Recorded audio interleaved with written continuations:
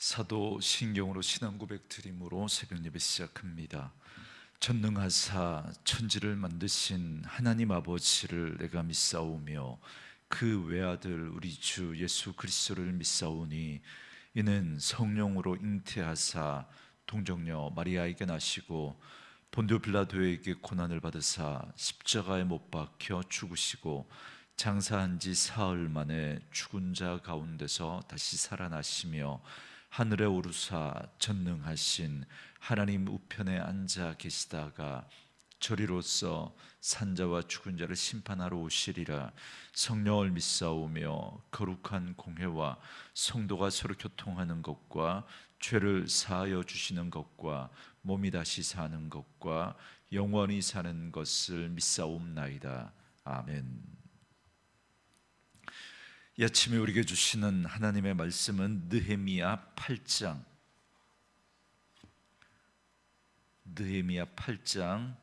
1절로 18절 말씀까지.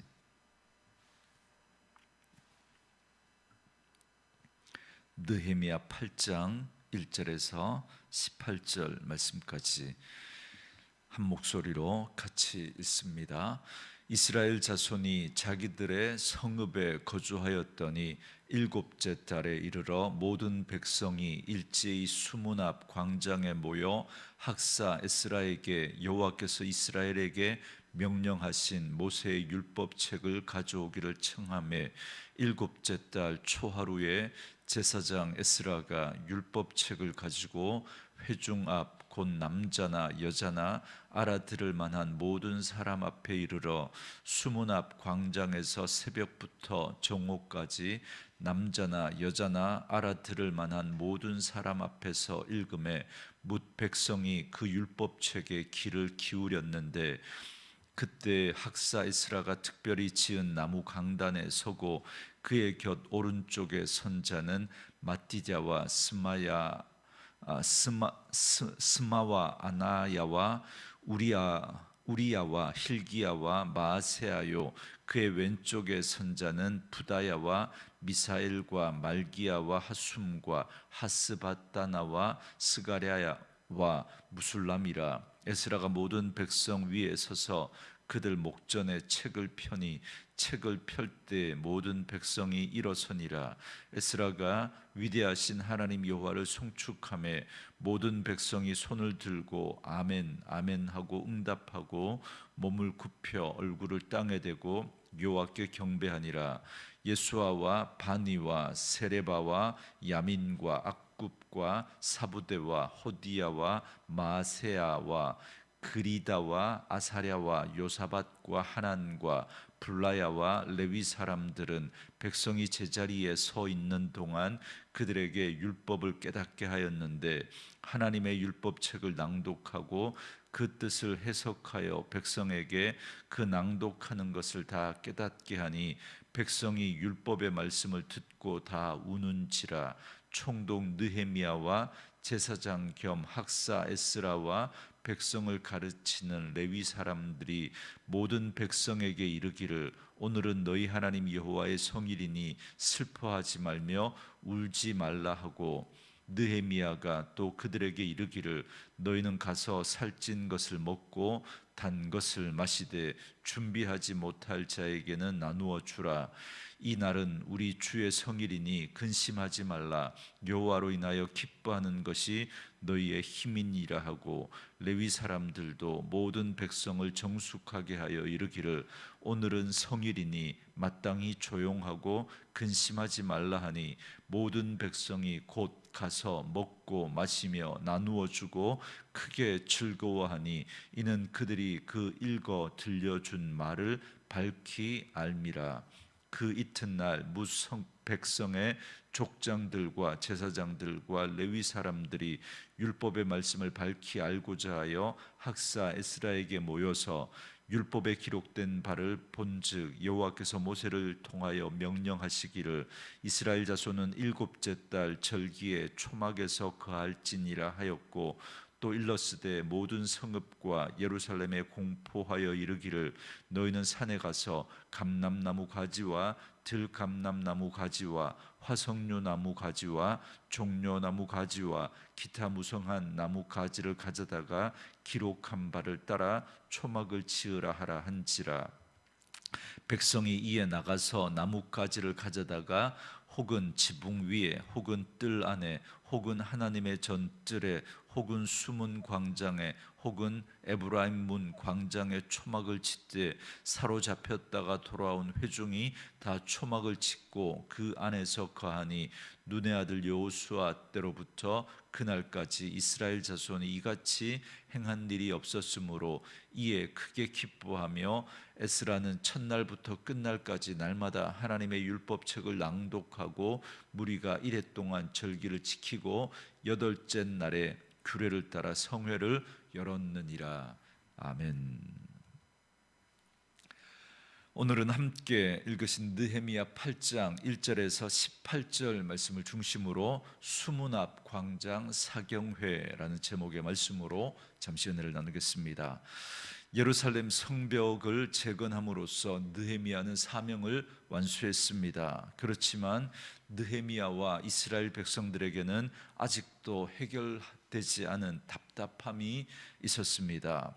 성벽이 완공되고 예루살렘은 전보다 훨씬 더 안전해졌고 질서도 잡혔지만 그것만으로는 충분하지 않았다라는 것입니다. 그러다가 느헤미야는 비로소 정말 꼭 필요한 것이 무엇인지를 깨닫게 됩니다. 그것은 바로 마음의 재건, 그들의 무너진 영적인 그 삶을 다시 재건하는 일이었습니다.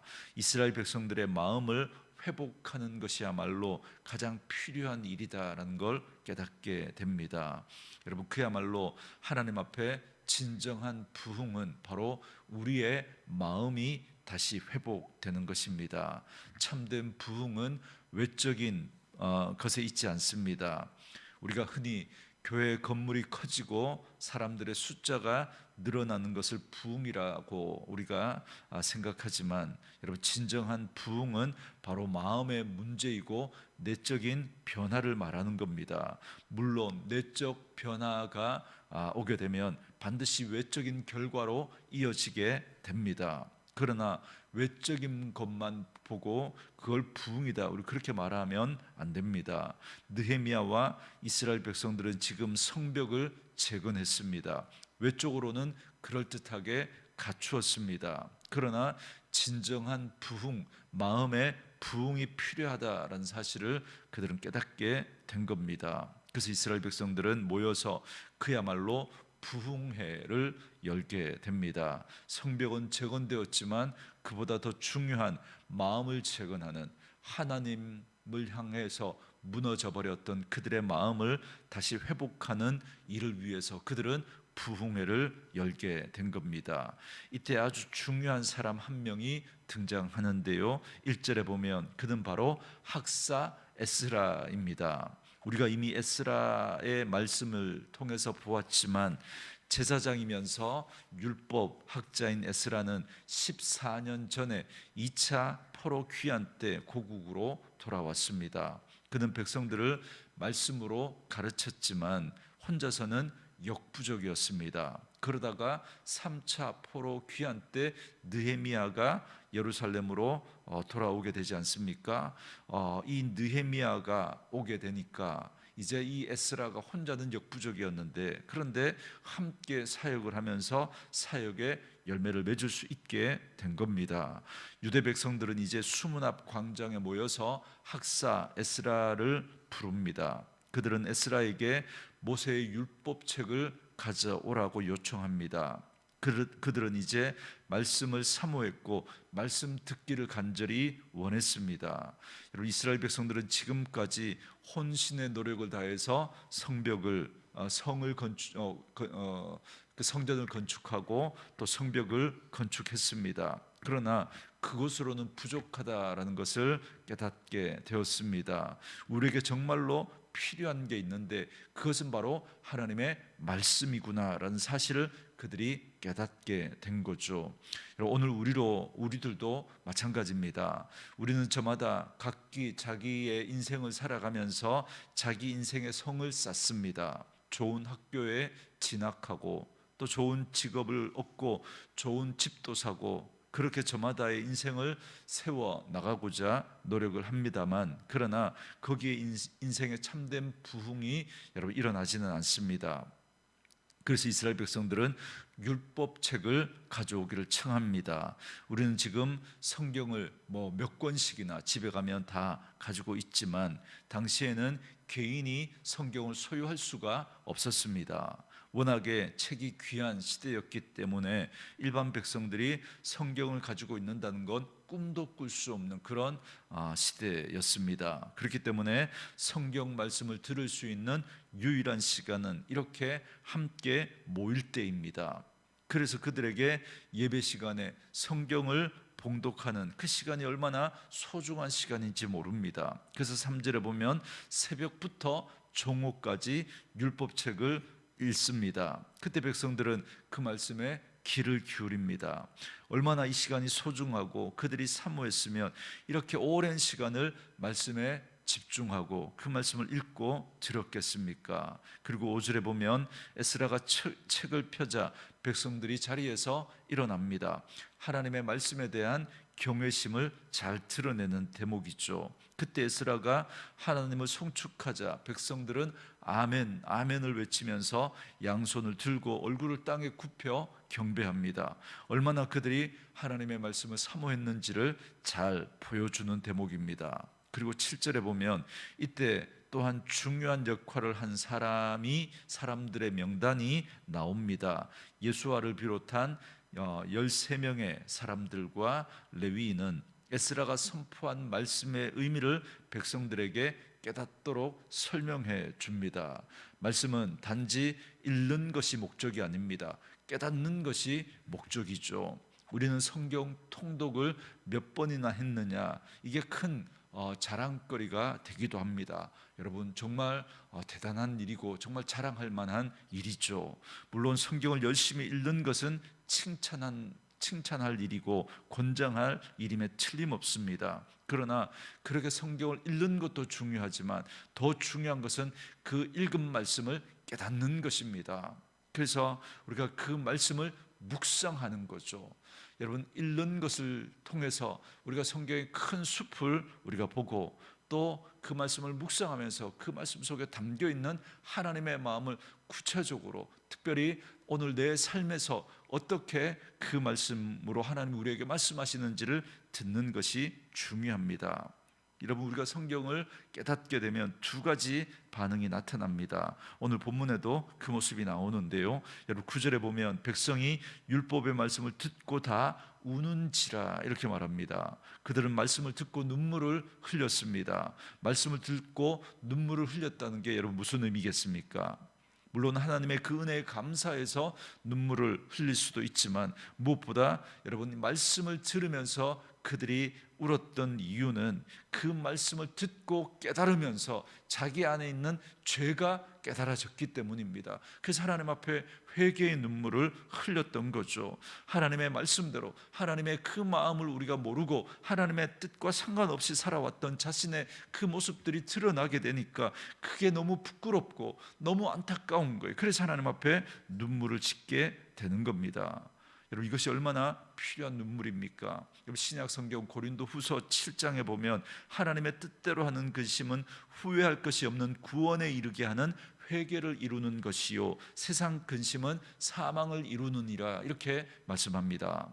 여러분, 근심은 백해무익합니다. 세상의 근심은 우리를 망하게 합니다. 근심한다고 여러분 될 수 있는 게 아무것도 없지 않습니까? 그러나 우리가 하나님의 말씀을 듣고 그 하나님의 말씀이 우리 가운데 깨닫게 될 때 그때 우리에게 찾아오는 근심이 있습니다. 여러분, 그 근심은 여러분 회개의 자리로 나아가게 합니다. 아, 내가 그동안 잘못 살아왔구나. 내가 지금 엉뚱한 방향으로 내가 잘못 살아왔구나 깨닫게 되는 거죠. 그렇게 하면서 우리를 하나님 앞에 회개의 자리로 나아가게 하고 그 근심은 후회할 것이 없는 구원에 이르게 한다라고 말씀합니다.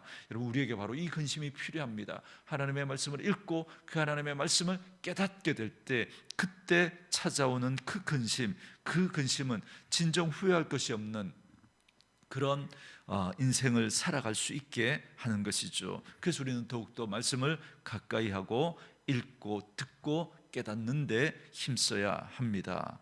이런 은혜가 저와 여러분에게 있기를 주의 이름으로 축원합니다. 또한 말씀을 들은 유다 백성들은 눈물만 흘렸던 것이 아니죠. 그들은 동시에 기뻐했다 그럽니다. 12절에 모든 백성이 곧 가서 먹고 마시며 나누어 주고 크게 즐거워하니 이는 그들이 그 읽어 들려준 말을 밝히 알미라 그럽니다.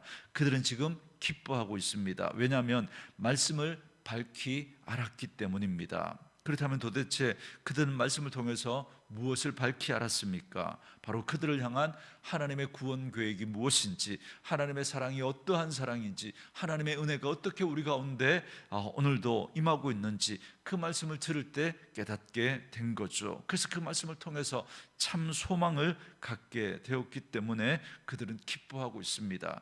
말씀 앞에 자기를 보니까 너무나 소망 없는 죄인된 부끄러운 모습인데, 그럼에도 불구하고 우리를 사랑하시는 그 하나님의 은혜와 사랑이 너무 크니까 그 하나님이 우리를 붙들고 우리를 하나님께서 축복하신다 약속하시니까 그 말씀에 소망을 다 가지게 되니까 기뻐하게 된 거죠. 그래서 느헤미야는 여기서 참으로 위대한 선언을 합니다. 10절 하반절에 보면 여호와로 인하여 기뻐하는 것이 너희의 힘이니라. 느헤미야는 선언합니다. 얼마나 위대한 선언입니까? 우리가 세상의 다른 것을 기뻐하는 것이 아니라 하나님으로 기뻐하는 것이 우리의 힘입니다. 진정 복 있는 사람은 다른 사람이 아니라 하나님의 말씀을 주야로 묵상하며 그 말씀을 통해서 하나님의 사랑과 은혜, 그리고 우리를 향한 그 놀라운 구원의 섭리를 아는 것입니다. 이런 사람이 여러분 정말 하나님으로 기뻐하는 삶을 살아갈 수 있게 되는 것이죠. 저는 말씀으로 이 하루를 시작하는 저와 여러분에게 이 은혜가 있기를 원합니다. 그래서 더욱 말씀을 읽고 묵상하고 깨달을 수 있어야 합니다. 말씀이 깨달아질 때 우리는 기뻐할 수 있습니다. 말씀으로 말미암아 참된 기쁨을 소유하게 되는 것이죠.